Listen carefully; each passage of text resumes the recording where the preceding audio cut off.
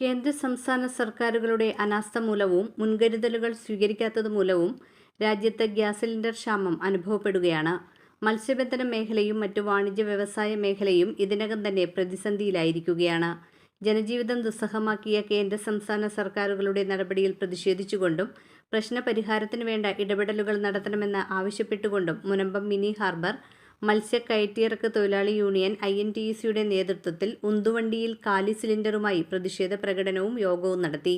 ജില്ലാ Congress committee secretary MJ Tomy ഉദ്ഘാടനം ചെയ്തു.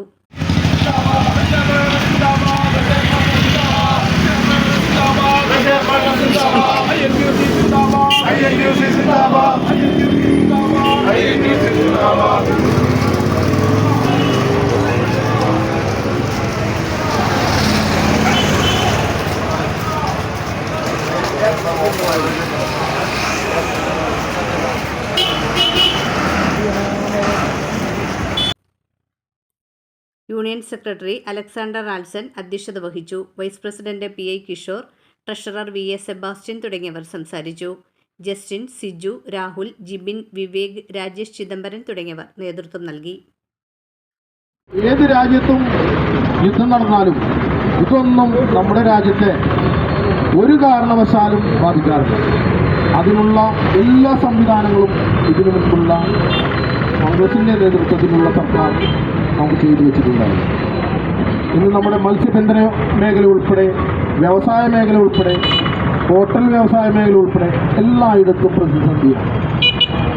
ഇത് സർക്കാരിൻ്റെ ശക്തമായ ഇടപെടലുകൾ ഉണ്ടെങ്കിൽ മാത്രമേ ഈ പ്രതിസന്ധി പരിഹരിക്കാൻ സാധിക്കുകയുള്ളൂ.